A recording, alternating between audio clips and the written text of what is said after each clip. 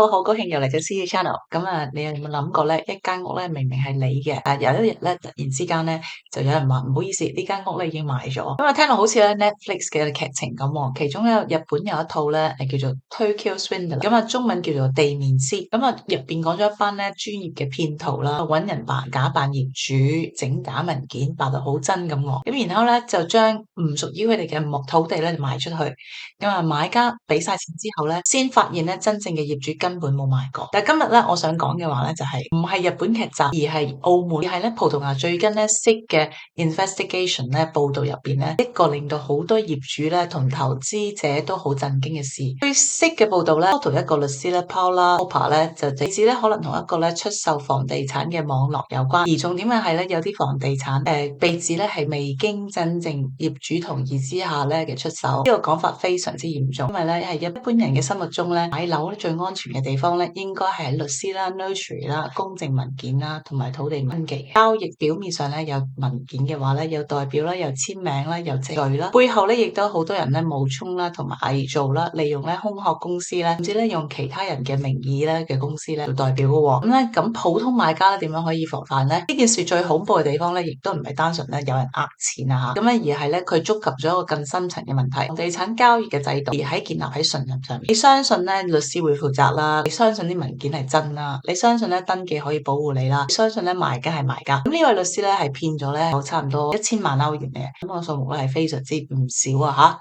嚇。咁佢竟然咧可以做得咁多嘅話咧，咁其實咧呢一個騙局咧最擅長嘅咧就係利用大家制度嘅信任。呢點咧就同日本咧呢個 Tokyo Swindler 呢個Netflix 嘅電視劇咧好相近。日本所謂嘅地面師咧就專門咧利用土地交易咧漏洞嘅詐騙集團，而唔係街邊呃人嗰種低級嘅騙徒啊，而係好有組織，負責咧物色個物業啦，有人負責假文件啦，有人咧負責咧揾無牌嘅業主啦，有人咧負責咧訓練佢哋點樣答問題啦，有人負責咧同買家談判啦，甚至咧有人負責咧法律同交易嘅程序。令件事最可怕嘅就係咧，騙徒咧唔係避開咧法律嘅程序，而係扮成法律程序嘅一部分。咁啊，葡萄牙呢個案件咧，雖然係同日本嘅劇集咧背景唔同，但係核心咧嘅非常之相似。如果有人可以咧利用身份啦、文件啦、公司架構啦、法律嘅程序啦，另一個咧本來唔應該發生嘅交易咧變到合法化嘅話咧，呢個房地產市場入邊咧最基本嘅安全感咧就會被動搖。對於海外嘅買家嚟講咧，呢件事咧更加值得注意嚇。好多香港人咧、美國人啦，好多香港人咧、英國人啦、美國人啦，外國投資者甚至喺葡萄牙買樓嘅時候咧，最大嘅問題係咧唔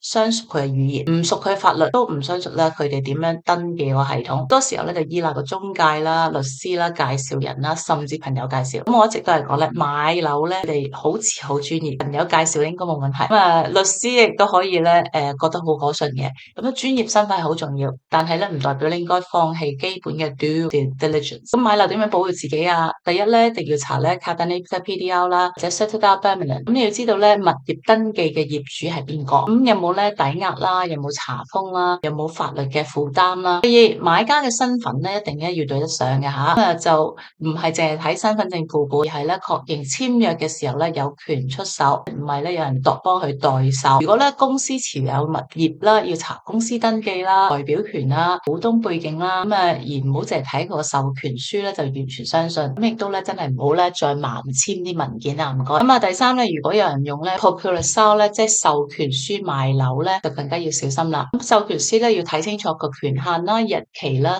係咪仍然成效啦，係咪經過正式嘅認證啦？尤其是咧係海外嘅業主咧、年長嘅業主咧、長期唔喺葡萄牙嘅業主，即係好多香港人咧要賣樓，咁話咧呢啲物業咧更加容易成為咧騙徒嘅目標。四，唔好因為筍盤咧就快啲嘅時候交款嘅嚇。騙局咧最常嘅心理戰咧就係催你，好多人買家爭啦，今日咧唔落訂就冇啦，業主咧就急賣啦。真正嘅安全嘅交易咧，唔怕你追查文件，越係有人催你咧就跳過啲步驟嘅話咧就越要停。第五，買樓嘅律師咧就最好係你獨立嘅聘請嘅，唔好咧就係靠賣方咧嚟安排你一個律師，中介者或者係介紹人安排。律師嘅角色咧係保護你，唔係咧令個交易咧更加快啲完成。不過我都想講公平啲，葡萄牙咧唔係因為有呢啲咁嘅案件就代表整個市場都唔安全，而每個國家咧都有房地產嘅詐騙嘅嚇。日本有地面師啦，英英國有假業主騙案啦，亦葡萄牙有自己制度入邊嘅漏洞。問題係咧，葡萄牙市場唔錯，而係咧當市場越嚟越國際化咧，交易嘅銀碼咧就越嚟越大，制度咧更加咧就一定要透明、更加嚴謹嘅。咁啊，對於我嚟講咧，呢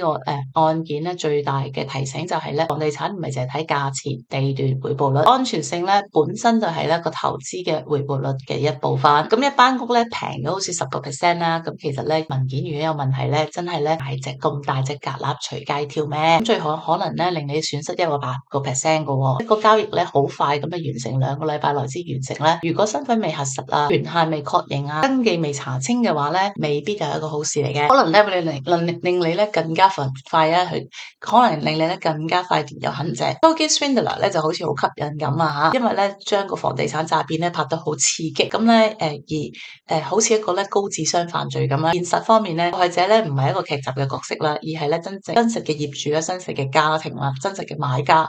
咁好多人咧都一生嘅積蓄咧，就我覺得好可能係佢哋退休資產啊，就變成咧移民家庭嘅第一間屋啊，呢啲錢咧都唔見咗。所以今日嘅呢條片咧，大家唔好恐慌住，我咧就要提醒大家買樓咧一定要慢一步查清楚啲，問多一句。咁啊，所以今日條片咧，就希望咧你哋中意我哋條片啦，就俾個大家咧一個支持。咁希望幫到大家咧，就可以教下大家點樣買樓啊，喺葡萄牙咧安安全全咁去買樓嘅。